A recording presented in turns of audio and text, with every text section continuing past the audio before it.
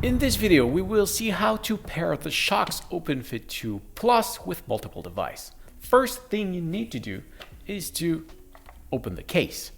And to enter into pairing mode, if it's not already blinking from green to orange over here, press and hold the button over here for about 3 seconds or until the light blinks just like that.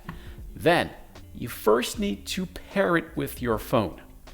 So on other devices inside the Bluetooth settings, you should find OpenFit 2 Plus by Shokz. So pair it.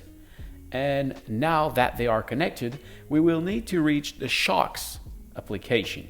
So select the app and you will see your headphone over here. And what you need to do is you see over here the multipoint pairing. You need to go into here and enable that feature just like that. Then you will go to connect another device, go on next, I understand.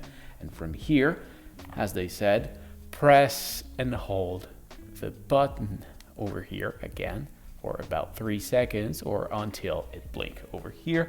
And now I'm going to connect it onto my computer. So now that I see it, I will hit connect. You don't see it, but when I hit connect, it is now connected on both devices.